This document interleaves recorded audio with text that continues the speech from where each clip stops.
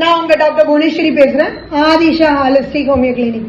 இன்னைக்கு நீங்க ஹோமியோபதியில தெரிஞ்சுக்க போறது, ரத்த கொதிப்புக்கு நிரந்தர தீர்வு உண்டா? கண்டிப்பா உண்டுங்க. எப்படி டாக்டர் சொல்றீங்க?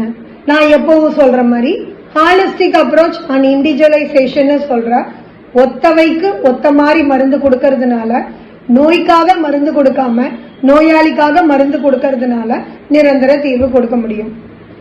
ஹோமியோபதியில மருந்து எடுத்துக்கிட்டே நீங்க ஆங்கில மருந்தும் எடுத்துக்கலாம்.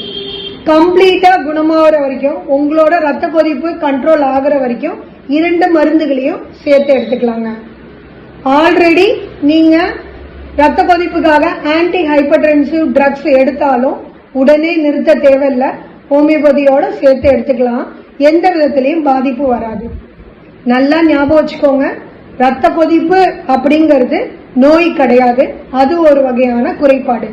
இது பெரும்பாலும் வருவதற்கு காரணம் என்ன பாத்தீங்கன்னா, நம்மளோட உணவு பழக்கங்களும் நம்ம அன்றாடம் பின்பற்ற தேவையில்லாத பழக்கங்களும் தான் ரத்த கொதிப்புக்கு காரணம். அப்போ ஹோமியோபதியோட சேர்த்து உணவை மெயின்டைன் பண்ணோம், ரத்த கொதிப்பு குறையறதுக்கு நம்மளோட ஸ்ட்ரெஸ்ஸை மேனேஜ் பண்ணோம் அப்படின்னாலே கண்டிப்பா பரிபூர்ணமா குணமாகுங்க.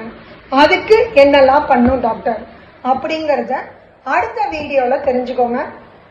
கடைசியா ஒன்னு சொல்றேன், உணவு தான் மருந்தே தவிர மருந்து உணவாக கூடாது. அப்பதான் உடல் ஆரோக்கியத்தை நீண்ட நாள் நம்மளால மெயின்டைன் பண்ண முடியும். இது மாதிரி தகவல்களை தெரிஞ்சுக்கிறதுக்கும் ரத்த கொதிப்பை கண்ட்ரோல் பண்றதுக்கு ஹோமியோபதியோடு சேர்த்து என்ன மாதிரி உணவு முறைகளை எடுத்துக்கலாம் அப்படிங்கறதையும் அடுத்த வீடியோ வரைக்கும் வெயிட் பண்ணுங்க, தெரிஞ்சுக்கோங்க. நன்றி.